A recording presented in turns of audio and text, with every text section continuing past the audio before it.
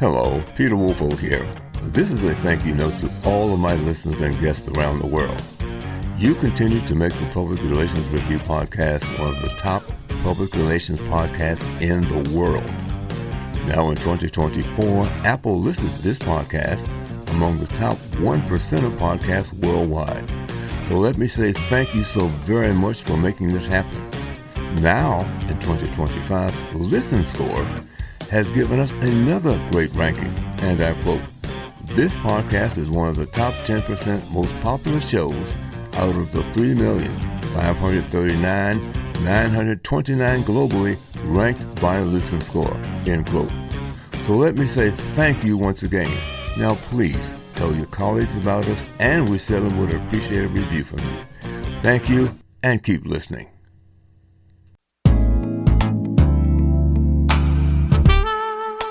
Welcome. This is the Public Relations Review podcast, a program to discuss the many facets of public relations with seasoned professionals, educators, authors, and others. Now, here is your host, Peter Wolfolk. Welcome to the Public Relations Review podcast, and to our listeners all across America and around the world. Now, Apple has ranked this podcast among the top 1% of podcasts worldwide, and recently, FeedSpot listed this podcast as number 13 on its top 70 best public relations podcasts in the United States. So thank you to all of our guests and listeners for your continued support. And if you enjoy the podcast, please leave a review. Now, question to the audience. With 2025 now underway and quickly transforming due to technological advancements, what are some of the more important predictions public relations practitioners must pay attention to? Well, my guest today has that information for you. She has been in public relations for more than 30 years and holds her APR from the accreditation from the Public Relations Society of America.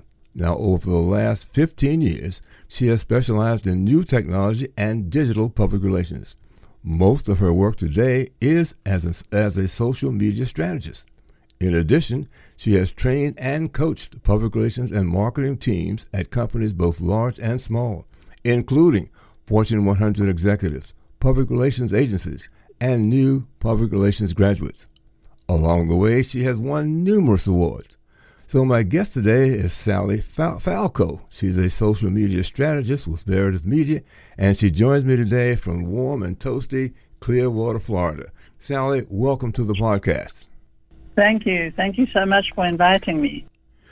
Well, you've made some very, very poignant predictions for technology and public relations for 2025. Let's go over those, and then so our public can understand exactly what they are and the implications therein, so to speak.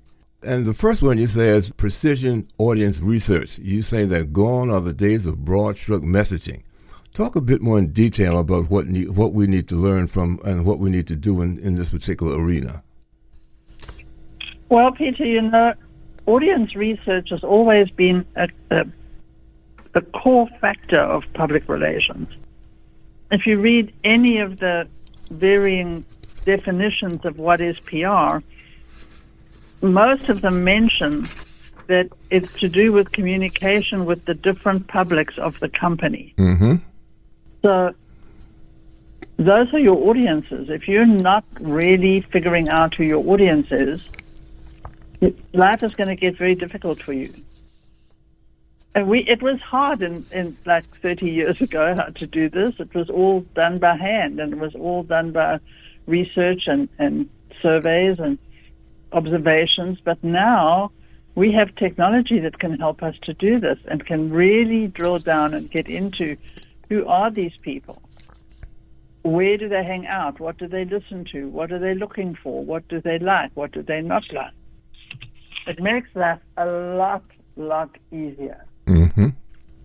So you're looking for developing really hyper-targeted communication strategies.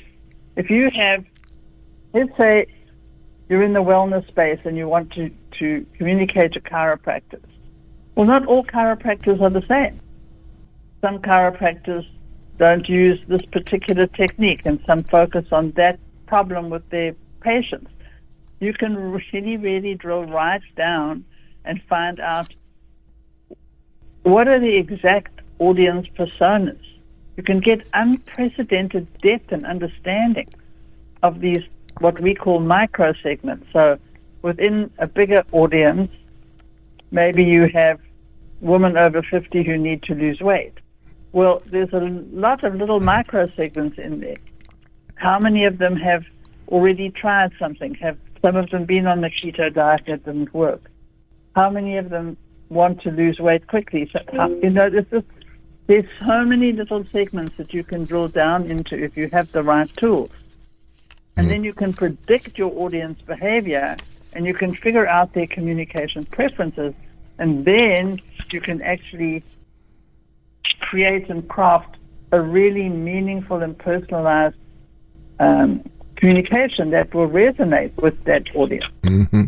And needless to say that, though, you also have to identify those particular programs that can do this for you. You said, hyper-targeting certain areas or listeners.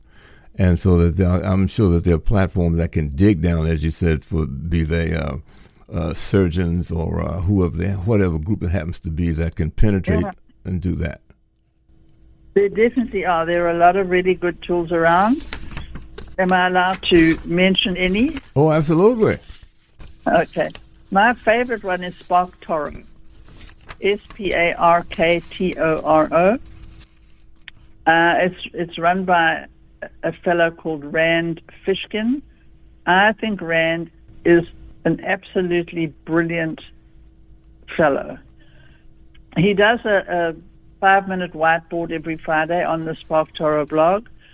And if you just watch that and you read their newsletter, your mind might completely be bent the first time you do it, but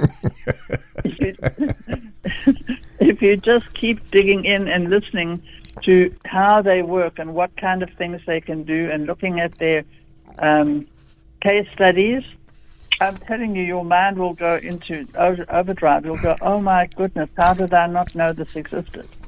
Mm-hmm. Well, that certainly sounds like an excellent idea because, as you said, if you really want to know who your audience is, you need the tools to help you get to that point. Because as we've discussed probably many times on here, that giving the right information to the right audience is a very, very strategic and important way of being successful in what you do in public relations. Exactly so. Okay. That's exactly what we're trying to do. And if you have a tool that can help you and improve what you're doing, wow. Why not use it? Absolutely. Well, next you talk about authentic storytelling, and we certainly all know exactly how important that is. But go into a bit more detail about that. Well, if you've been following the Global Trust Barometer at all, every year you'll see things change and who they trust and who they don't trust and why not. And so with our messaging, we have to make sure that we are being authentic and that people will look at it and think, this is real. I can communicate with this company. I trust them. They sound like they have transparency and I'm making an emotional connection with them. If you have successful PR narratives now going into the future, you have to reveal what your genuine brand value is. What kind of human experience is this person going to have with you as a brand? We now have multimedia possibilities for storytelling. There are techniques for writing really good stories, but once you start showing them at the same time, it really expands and extends that story. I'm sure that makes sense to you. If I write about a fire that happened, I can, even if I'm a really fantastic writer, I can probably give you a really good idea. But when you see the pictures, so for many years in PR, we didn't worry that much about the images. If we needed images, it was fine. Give that to those people over there. They're the graphic artists. It's not my job. Well, I hate to tell you, but it actually is your job now. And you have to start thinking about how can I really extend their experience with this story. Another way you can do it is to give them personal narratives, give them examples of people who've done what you're talking about, or people that your brand has actually helped, so that they can see. One of the things that came up in this global trust barometer was we trust people just like ourselves, much more than we trust the brand. And that makes total sense to me, because if a brand tells me they're the best thing since sliced bread, well, of course they would. Why would they not? What are they going to say? Oh, we're not that bad. We're actually sort of okay. No company's going to do that. But you expect that, so you know that when it's coming from the brand, they have an agenda. But if I see that you say this is what we do, and then you show me 4 or 5 people just like me who had the same problems that I have, and they've used your service or product or whatever, and they've really had a very good result with it, that's great storytelling. Mm-hmm. Now, if you can do that with multimedia across diverse platforms, you're going to get a much better connection. Mm-hmm. Well, let me say this. Several months ago, I did an episode strictly on storytelling, and that was, they said the very, very same things. How authentic you have to be if people really want to relate to you. You know, whatever your particular group is, so you need to have the right person delivering that message. So that is, it is effective. So, I mean, storytelling is huge, and I think this that you continue to validate that is a major, major issue for all PR people to take into account. You know what's interesting to me, Peter, is very often, even in bigger companies, but certainly in smaller companies, they tell me, "Oh, we don't have any stories. We're just whatever. You know, I just do this. Mm-hmm. No story here." And I helped a company in Silicon Valley a little while ago. They actually are a concrete cutting company. And when I spoke to him about finding stories about the company, he's a very down-to-earth guy. Mm-hmm. There are no stories here. I cut holes in concrete. What kind of a story is that? Well, when I started digging a little bit further, what was the most interesting thing you've ever done? Or what was an unusual thing you've ever done? I come across the fact that they were chosen to do the seismic retrofitting for the quad at Stanford University. Now, this is a very historic building. He had to actually invent a new drill to do this. They had to make a way to sort of unpack some of the material off the columns, drill a hole down, put all the rebar and the concrete and the seismic retrofitting in, and then put all the stuff back and walk away as though nothing had ever touched that quad. If you walk in there now, you would not know that anything had ever been done other than the original building.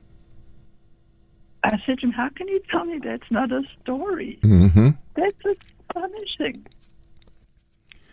Well, you know, some people don't think that way, and you know, along those same lines, when I started my PR firm, when I didn't really want to start one, I was encouraged by when I moved down here as a former vice mayor because of my background. So I said, okay, I'll do that. But then I realized that, wait a minute, just having business cards and meeting people and shaking hands really wasn't getting what I needed to get. So I decided that I need to, what would be great for me is to come up with a major client that when people saw that name, that they would say, oh my goodness, if he has them as a client, then he must know what he's doing. Right. So to make a long story short, I called people that I knew that sat on certain boards and called them to see if they could connect me with the executive director, whoever. To make a long story short, I had a meeting with this guy, and he said, well, all the money is gone. It's already tied up, and but we do need some help with some community outreach. I said, well, I can help you with that. He said, well, fine. So I had that agreement. So what I did was I wrote a press release that, mm-hmm. Peter Wolf's company secures the Nashville Ballet. So, wow. And it hit the front page of the business journal here. And I made no mention of the fact that there was no money involved. All right. Because there wasn't. Because it's more important for me to get that visibility and validation by having that. And as a result, that wound up generating some calls for me. And one of the people that called me, I wound up doing work for them for 7 years. So telling stories is hugely important, and I had a number of them to tell. Exactly. So you also mentioned another thing that's hugely important now is obviously artificial intelligence and the strategic integration of that into our daily work. Right. Well, we've heard it said so many times that this is the big boogeyman that's coming, and AI is going to take our jobs. Well, no, it's not actually, but I'll tell you who will take your job: the PR person who really knows how to use AI. Mm-hmm. That's what's going to happen. Because AI is like any other thing to do with computers. I'm sure you've heard the garbage in, garbage out statement. It's exactly the same. If you just use one of these tools and you ask them to write something for you and you say, write me an article about blah, you probably are going to get garbage. Mm-hmm. There's a whole technology on how to write these prompts and how to get these insights out of these tools. They will give you everything and the kitchen sink, but you have to know how to ask for it. Mm-hmm. So you've got to be able to understand how to use AI and then figure out how to use it strategically. What do you need it for? Some other companies might be using AI for something completely different, but as a PR person, it can help you to discover insights about your audience, which we talked about, their preferences and media consumption. It can conduct really rapid audience sentiment analysis. I was doing sentiment analysis and business analysis using social media 10 years ago. Oh, my goodness. Yeah. Once you know that, you can then generate really good content drafts, but you have to know what to tell it. Mm-hmm. You must write like this. You must write at this reading level. You must do this. You must not do that. Don't use these phrases. Whatever. My prompts are long because I have a long thing to. I'm teaching this AI. Mm-hmm. It's called an LLM, a large language model, but they learn. They actually learn as you go along. If you keep giving them good data and good input, they go, oh, this is what she wants. Mm-hmm. Okay, fine. Yeah, well, we just did a complete segment on LLMs probably about 3 weeks ago, and it really got a lot of attention. Right. Also, the other thing is that often we tend to get lazy and we make one message and we put it out everywhere. It's on our blog, it's on our website, it's in our newsletters, it's on social media platforms, all the same. Every social media platform has a completely different personality. The same person who's on Facebook and LinkedIn is there for different reasons. Mm-hmm. It's not the mummy that's on Facebook who's looking for friends and pictures of cats is not the same businesswoman who's on LinkedIn. So, if you put the same message everywhere, you're going to miss half the people. Mm-hmm. And AI can help you with all of this. Instead of slogging it out by yourself, ask ChatGPT. They will tell you. Mm-hmm. Well, you have to, and the biggest thing is to master that prompt engineering. And don't ever publish a draft that comes straight out of an AI. Mm-hmm. Well, never, ever. I certainly agree with you because I use AI when I produce this in various points of my producing this podcast. One of the first things it does for me that's actually easy is that it does the transcripts. I mean, that part is fine. But when I want to have a description of it, it does that too. But then I read that description and see how accurate is it and make changes as I see fit, so that it sounds more like me. But for me, it's a time saver. And Absolutely. The blurbs that come out, I look at those and I can put in Facebook and Blue Sky and other places. I'll read everything before I let it go. but very seldom do I let it go as it comes out, simply because, as you said, it doesn't sound like me, or it might be a little bit off in what it's giving me because it's not completely accurate. Well, the other side of this is there's a thing that Google has that they use in terms of ranking content, and it's expertise. I have to think about this now. EEAT. Authority and trust. And I can't think. Experience, expertise, authority, and trust. That's what they're looking for. Mm-hmm. So what you're getting back out of AI probably doesn't have much of that. So you have to put your personalized stuff into it. This is where you come back to your storytelling. The expertise and the experience is going to come out in the stories that you tell, which you need to put into this. AI is not going to know who your clients are. They can't say, oh, yeah, let's use this thing that happened with Joe and his company. Mm-hmm. They don't know that. And you have to constantly put those factors back in to show that you're sharing the brand authority and transparency, and that you really have all this good data that you use. Well, let me say, I certainly agree with you on that. We all agree that AI is hugely important. And I think the other thing that we mostly agree on is the fact that, use it as how it best fits you, or adapt it to the way that it best fits you and what it is you need it for. Mm-hmm. Yeah, definitely so. I was lucky that I was introduced to the idea of digital communication and multimedia very, very early on, and I've taken that opportunity and just made sure that. And the interesting thing with online, of course, is that the technology changes every 5 minutes. You're just about right about that. So you can't say, well, oh, good, I learned about Facebook. Isn't that nice? And now all the young people have gone from Facebook and they're over here. Oh, they're not there anymore. They're over there. Mm-hmm. In 30 years ago, we used to talk about constantly having your finger on the pulse of what was happening around your clients or your company. And that just as you felt you had your total had it nailed down here in this one area, you looked away to the left and you looked back to the right. Oh, my God, they moved.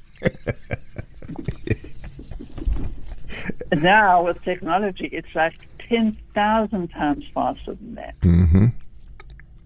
But you still have to. You've got to keep constantly updating yourself and staying on top of what the technology is. If you don't really know how to do that, then you need to find somebody who is doing it and is writing about it all the time, or making videos about it, who can help you Mm-hmm. and maybe cut your learning time in half. Well, I agree with you on that, because when I did as a matter of fact, I was reading something about LLMs, and I think I just mentioned to you, I called a fellow up and asked him to be on the podcast to talk more about it. And I think, that when he brought that up, and for the fact that Google, for the first time, had actually lost some audiences because of it. Absolutely. That is really fascinating to me. Mm-hmm. Because as you've been watching it over the years, it's like, oh, yeah, Google's number one, whatever, what's next? Suddenly it's not that much. You go, oh, Google's losing traffic. Mm-hmm. Well, one of the other things you mentioned here, and is hugely important, is the dynamic online visibility. So talk a bit about that as well. Well, if you ask anybody, and it really is now 100%, do you ever use Google? Yes, they do. Of course they do. Where do you go to find something? I go online. So people are searching all the time. But this landscape is also undergoing a radical transformation. Mm-hmm. Because it's funny that Google many years ago said they don't regard themselves as a search engine, they regard themselves as an answer engine. So you put the question in, and they're giving you back what used to be 10 blue links of what they consider to be the best possibility to get the answer to your question. Mm-hmm. They really have to be an answer engine now, because AI is doing that. Many people, instead, if I want to find out how to bake a cake, people are just going to AI. How do I bake a whatever? I'm not a baker, but how do I make cream scones? Right. They don't want to look at 10 links and click somewhere else. They just want you to tell them how to do the damn thing. Mm-hmm. So this is what's happening. And so there's a big disruption happening in the traditional SEO. So I know that many PR professionals still don't think of themselves as that they have to think about SEO, but in the same way about you didn't think you had to think about images, you actually do have to think about SEO. And here's one of the things I always think, this is what, if you tell PR people this, the light goes on. When you search and you get that little link on Google, it's like a little blurb. It tells you the headline, and then there's a description. Mm-hmm. If you leave that to the programmers, who knows what you're going to get? I've seen ones where it comes up, home, this page is not available, or something like that. Mm-hmm. That's very damaging to your brand. Those 3 or 4 lines is the first thing sometimes that anyone sees about your brand. Mm-hmm. It's vitally important. That piece of content needs to be written by PR people. And that means you have to understand what is SEO, what is a tag, what is a title tag, what is a description tag, how do they work, how long do they have to be, and so on. Because you want them, when they read it, you want them to click. Mm-hmm.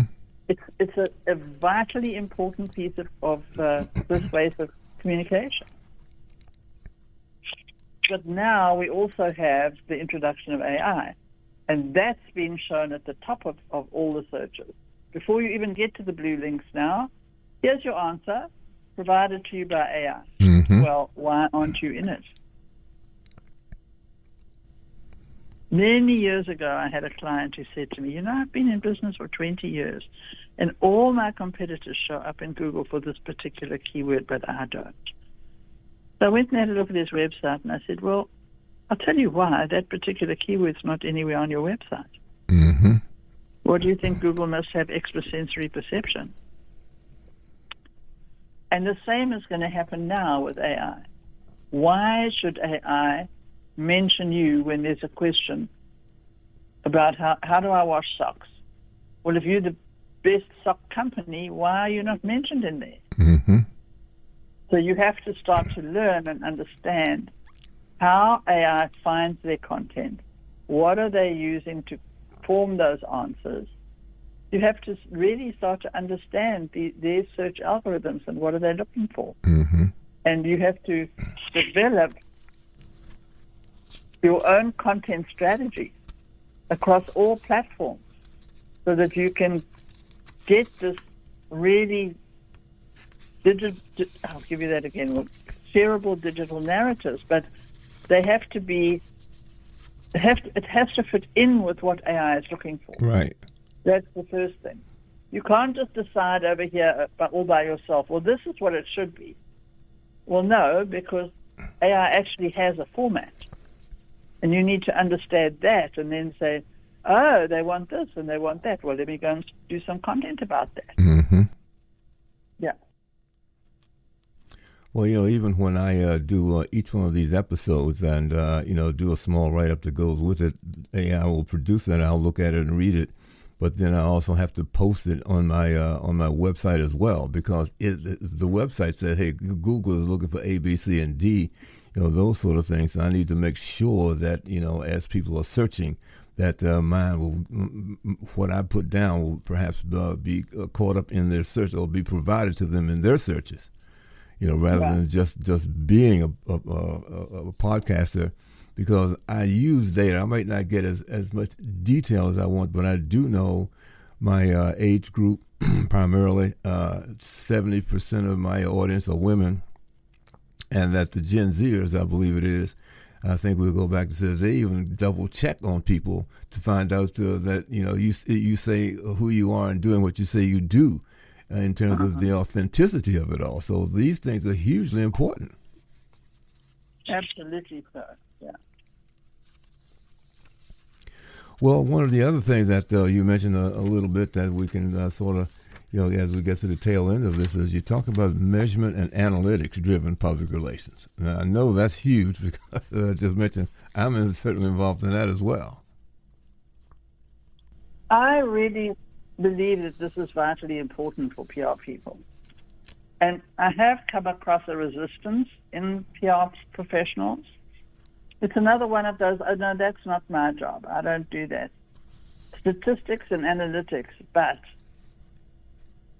yes, 30 years ago, there wasn't really very many ways to track everything. And so I think we got into this, we're a soft technique. You can't really measure PR. I've heard that so many times. Well, those days are gone. You can measure everything. And because you can, you should. And one of the things we've complained about over the years is that the C-suite doesn't often take us seriously.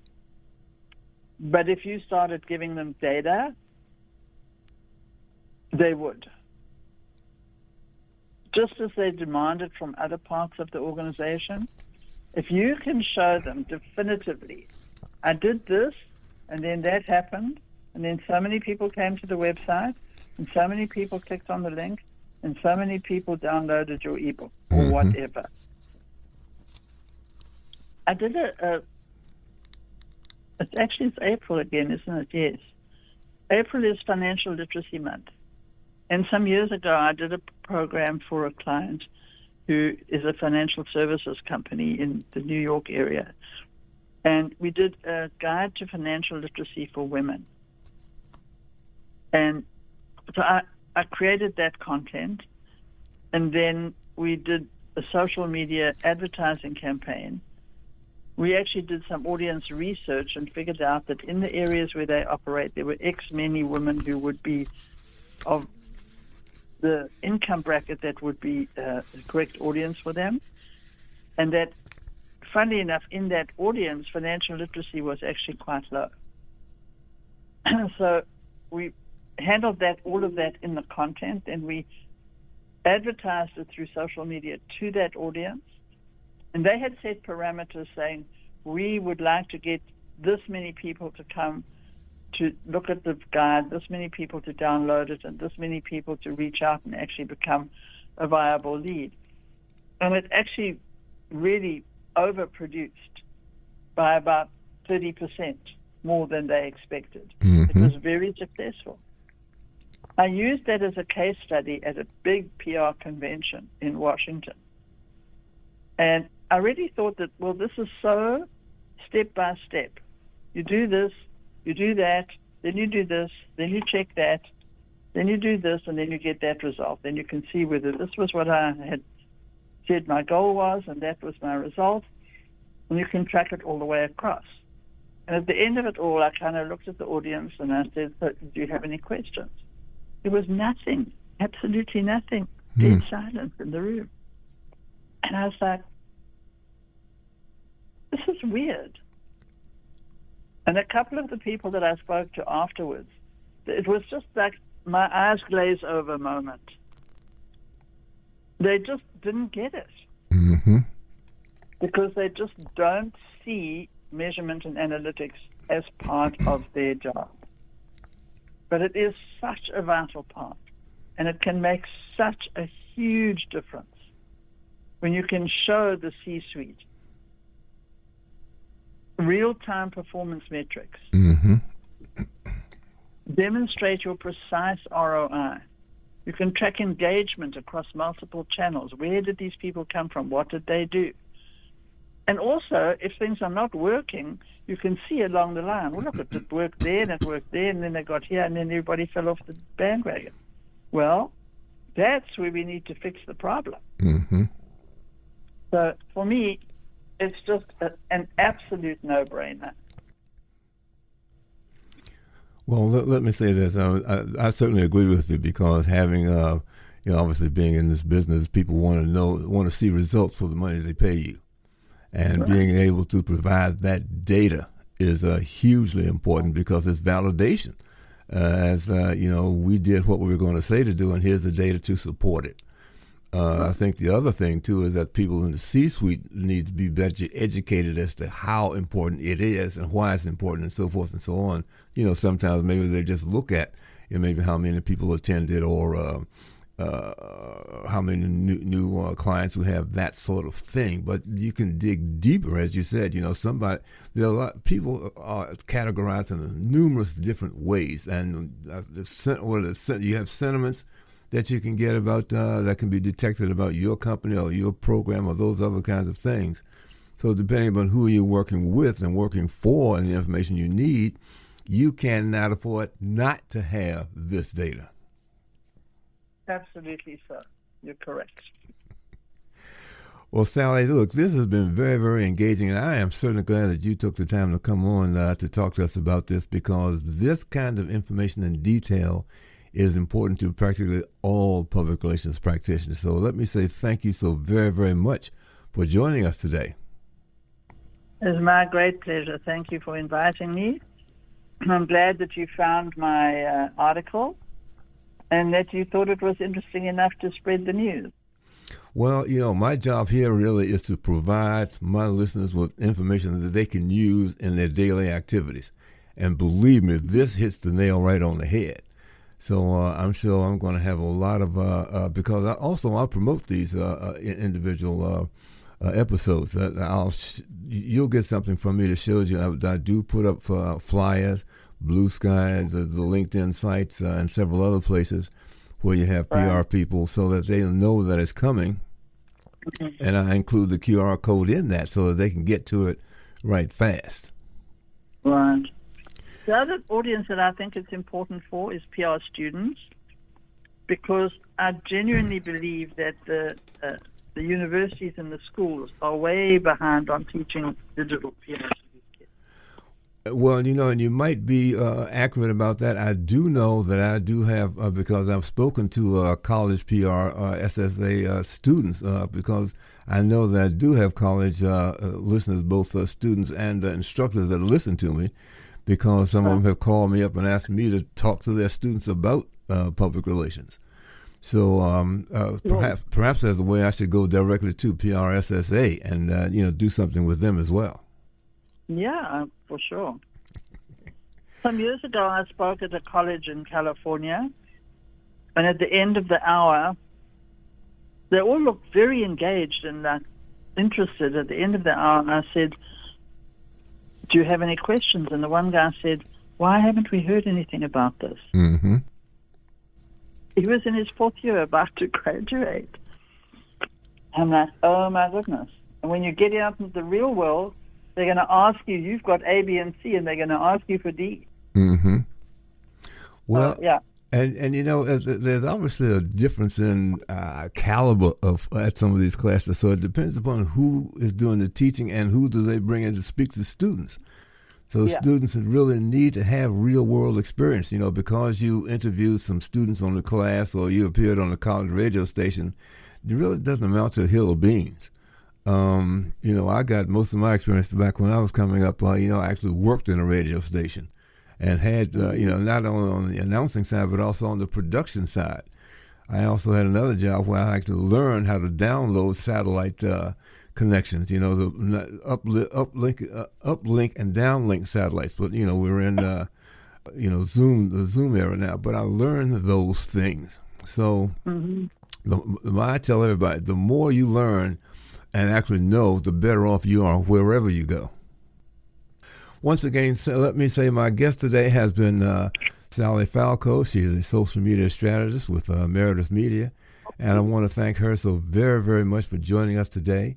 And by the way, Sally's newsletter, Proactive, is available on LinkedIn. And we will have a link available to that episode in our show notes. And I want to say to my audience, if you've enjoyed the podcast, we certainly would like to get a review from you. And also share this information with your colleagues and join us for the next edition of the Public Relations Review Podcast. This podcast is produced by Communication Strategies, an award-winning public relations and public affairs firm headquartered in Nashville, Tennessee. Thank you for joining us.